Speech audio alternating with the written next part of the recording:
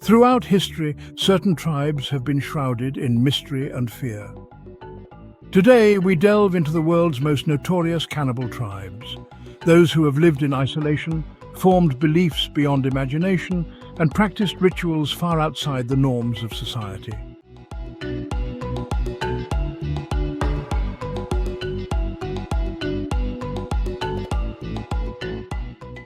We begin in northern India in the holy city of Varanasi. The Agori, an extreme sect of Hinduism, worship Shiva, a god who is regarded as the god of destruction. Known for their disturbing rituals, the Agori believe in asceticism, a lifestyle stripped of sensual pleasure. But what makes them feared is their practice of eating human flesh, something few outside their community can comprehend. In the documentary Agori, Holy Men of the Dead, this is what one of the Agori people had to say about their ritual worship practice along the Ganges River. My name is Kasi Baba and this is called Manikarnika Ghat. This place is made by Lord Shiva. Agori season, they come here, do meditation and they take some flesh of the body and eat it and they walk away.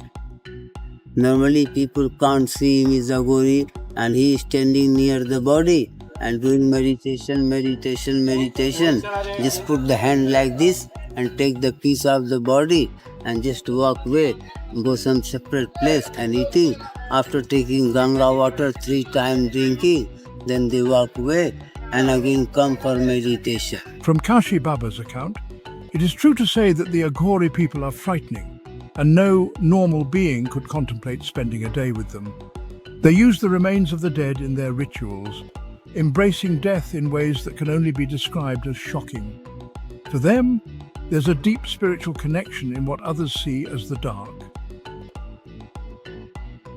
Next, we travel to the remote forests of Papua, Indonesia. The Cori people, living in towering tree houses deep in the jungle, hold a different understanding of life and death. They believe in Aqua, witchmen from the netherworld who secretly consume the souls of the living. When someone dies mysteriously, the Cori don't see it as natural. They see it as the work of a Aqua. And in their system of justice, the only way to balance the scales is to eat the Aqua, who in this case is a foreigner. The only person who has witnessed Cori cannibalism firsthand is Australian journalist by the name Paul Raphael. He met a man named Kili Kili, a renowned Aqua killer who proudly displayed the skull of his latest victim. To the Cori, this act isn't just about survival, it's about maintaining order, a cycle of life and revenge that is as natural to them as anything else. Then, there are the Sentinelese people. They inhabit a small North Sentinel island in the Bay of Bengal, cut off from the rest of the world for thousands of years. No one knows if they practice cannibalism, but what we do know is that their isolation has made them hostile to outsiders, often with deadly consequences. They've resisted contact with the outside world, making them one of the last truly uncontacted peoples. On November 15, 2018, an American citizen, John Allen Chow, went on a trip to the island to try to find out how Sentinelese people lived their lives and try to convert them to Christianity. In the sad turn of events, he was killed by the Sentinelese people. These people have managed to live in complete isolation, untouched by modern civilization, in what many have called a Stone Age existence. Now let's go back to New Guinea, where the Asmat tribe once struck terror into neighboring villages. Known for their headhunting and cannibalistic rituals, the Asmat believed in consuming the power of their enemies. Every time a tribe member was killed, the Asmat sought revenge, taking the skulls of men, women and children alike. Journalist Carl Hoffman detailed how the Asmat treated their victims, scraping every last bit of brain from a skull, mixing it with sago and roasting it over a fire.